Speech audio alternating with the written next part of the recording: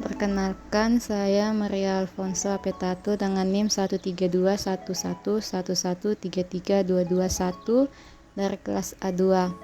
Di kesempatan ini saya akan mempresentasikan tentang sistem kardiovaskular. Jantung merupakan organ penting yang bertugas memompa darah dalam tubuh. Organ ini terdiri dari 4 ruang dan 4 katup. Ruang tersebut tersusun atas 2 atrium dan 2 ventrikel. Jantung bagian kiri memompa darah menuju sirkulasi sistemik, dan jantung kanan memompa darah menuju sirkulasi pulmoner.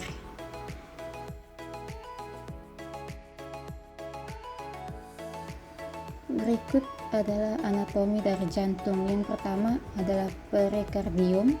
Perikardium ialah sejenis membran serosa yang menghasilkan cairan sereus untuk melumasi jantung selama berdenyut dan mencegah gesekan yang menyakitkan antara jantung dan organ sekitarnya. Bagian ini juga berfungsi untuk menyanggah dan menahan jantung untuk tetap berada dalam posisinya. Dinding jantung terdiri dari 3 lapisan, yaitu epikardium lapisan terluar, miokardium lapisan tengah, dan endokardium lapisan dalam. Berikutnya adalah serambi atau atrium. Bagian serambi atau atrium merupakan bagian jantung atas yang terdiri dari serambi kanan dan kiri. Serambi kanan berfungsi untuk menerima darah kotor dari tubuh yang dibawa oleh pembuluh darah. Sedangkan serambi kiri berfungsi untuk menerima darah bersih dari paru-paru. Serambi memiliki dinding yang lebih tipis dan tidak berotot, karena tugasnya hanya sebagai ruangan penerima darah. Ventrikel sama seperti serambi, bilik atau ventrikel merupakan bagian jantung bawah yang terdiri dari bagian kanan dan kiri. Bilik kanan berfungsi untuk memompa darah kotor dari jantung ke paru-paru. Bilik kiri berfungsi untuk memompa darah bersih dari jantung ke seluruh tubuh. Dinding bilik jauh lebih tebal dan berotot ketimbang serambi karena bekerja lebih keras untuk memompa darah baik dari jantung ke paru-paru maupun ke seluruh tubuh. Berikutnya adalah katup. Ada 4 katup yang menjaga aliran darah mengalir ke satu arah, yaitu yang pertama ada katup trikuspid, yaitu mengalir aliran darah antara serambi kanan dan bilik kanan. Yang kedua ada katup pulmonal, yaitu mengatur aliran darah dari bilik kanan ke arteri pulmonalis yang membawa darah ke paru-paru untuk mengambil oksigen. Yang ketiga ada katup mitral, yaitu mengalirkan darah yang kaya oksigen dari paru-paru mengalir dari serambi kiri ke bilik kiri. Yang keempat ada katup aorta, yaitu membuka jalan bagi darah yang kaya akan oksigen dari bilik kiri ke aorta atau arteri terbesar pada tubuh. Berikutnya adalah otot jantung. Otot jantung merupakan gabungan dari otot lurik dan otot polos yang berbentuk silindris dan memiliki garis terang serta gelap. Otot dalam jantung bertugas untuk memompa darah ke seluruh tubuh. Otot jantung merupakan otot terkuat karena mampu bekerja terus-menerus sepanjang waktu tanpa istirahat untuk memompa darah. Pada otot jantung ini terdapat siklus jantung, yaitu urutan kejadian yang terjadi saat jantung berdetak. Yang pertama adalah sistol, jaringan otot jantung berkontraksi untuk memompa darah keluar dari ventrikel. Yang kedua adalah diastol, otot jantung rileks, terjadi pada saat pengisian darah pada jantung. Pembuluh darah dibagi menjadi 3. Yang pertama arteri. Pembuluh darah jantung ini kaya akan oksigen karena berfungsi darah ke sisi kiri otot jantung, ventrikel dan atrium kiri. Arteri memiliki dinding yang cukup elastis sehingga mampu menjaga tekanan darah tetap konsisten. Yang kedua ada vena.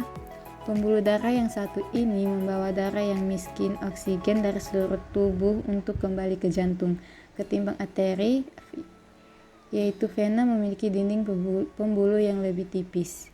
Yang ketiga ada kapiler. Pembuluh darah ini bertugas untuk menghubungkan arteri terkecil dengan vena terkecil.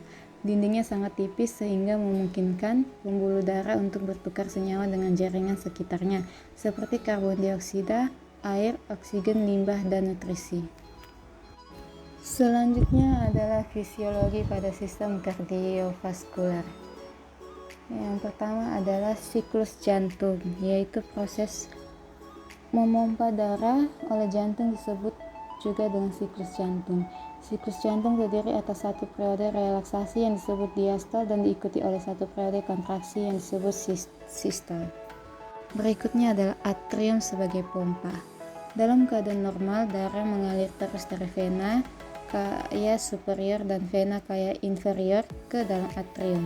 Karena itu, atrium hanya berfungsi sebagai pompa primer yang meningkatkan efektivitas ventrikel sebagai pompa. Ventrikel sebagai pompa. Yang pertama, pengisian ventrikel. Selama sistol ventrikel, sejumlah besar darah terkumpul dalam atrium karena katup atrioventrikuler masih tertutup. Tepatnya setelah sistolik berakhir dan tekanan ventrikel turun kembali sampai ke tekanan diastolik yang rendah. Tekanan pada atrium yang tinggi segera mendorong katup atrioventrikuler membuka dan mendukung aliran darah dengan cepat ke dalam ventrikel. Disebut sebagai periode pengisian ventrikel cepat. Yang kedua adalah pengosongan ventrikel selama sistol. Ketika ventrikel mulai berkontraksi, tekanan ventrikel meningkat dengan cepat, menyebabkan katup-katup atrioventrikuler menutup. Selama periode ini terjadi kontraksi pada ventrikel tetapi tidak terjadi pengosongan. Periode ini disebut sebagai periode kontraksi isometri atau isovolemik. Artinya tegangan dalam otot meningkat tetapi tidak terjadi pemendekan serabut otot. Yang ketiga adalah periode ejeksi. Periode peningkatan tekanan pada ventrikel. Tekanan ventrikel ini mendorong membuka katup semilunaris dan darah segera dikeluarkan dari ventrikel. Yang keempat adalah periode protodiastol. Selama seperempat terakhir sistol ventrikel, hampir tidak ada aliran darah dari ventrikel ke dalam arteri besar, meskipun otot-otot ventrikel tetap berkontraksi. Yang kelima ada periode relaksasi isometrik. Pada akhir sistol terjadi relaksasi ventrikel, menyebabkan tekanan dalam ventrikel turun dengan cepat. Kemudian terjadi peningkatan tekanan dalam arteri besar secara tiba-tiba, mendorong darah kembali ke arah ventrikel, menimbulkan bunyi penutupan katup aorta dan pulmonal yang keras. Yang keenam ada volume akhir diastolik dan akhir sistolik ventrikel. Selama diastol, pengisian ventrikel dalam keadaan normal meningkatkan volume setiap ventrikel sekitar 120 hingga 130 ml. Volume disebut akhir diastol. Ketika ventrikel kosong selama sistol, volumenya kurang sekitar 70 ml, yaitu jumlah darah yang dipompa setiap kali jantung berkontraksi. Jadi volume yang tersisa dalam tiap-tiap ventrikel 50 hingga 60 ml disebut volume akhir sistolik. Berikutnya ada bunyi jantung dan pemompaan jantung. Bunyi jantung dihasilkan oleh penutupan katup jantung. Terdapat dua jenis bunyi katup jantung, yaitu bunyi pertama disebabkan menutupnya katup atrioventrikuler dan kontraksi ventrikuler. Getaran bernada rendah dan relatif lama terdengar. Bunyi kedua karena menutupnya katup aortik dan pulmoner sebelum kontraksi ventrikel. Terdengar pendek, tajam, cepat karena katup-katup ini menutup dengan cepat. Getarannya berlangsung singkat. Selanjutnya, sistem vaskuler terdiri dari sistem distribusi, yaitu arteri dan arteria yang bekerja sebagai transport atau penyalur darah ke semua organ atau jaringan tubuh. Sistem difusi terdiri dari pembuluh darah kapiler untuk difusi O2 atau CO2 dan zat gizi, bersama dengan arterioler dan venular berfungsi memelihara tahanan atau resistensi vaskuler. Sistem pengumpul yaitu pembuluh darah vena bekerja menerima dan mengumpulkan darah dari kapiler, mengalirkan kembali darah ke jantung untuk kemudian melakukan fungsi jantung sesuai siklus jantung.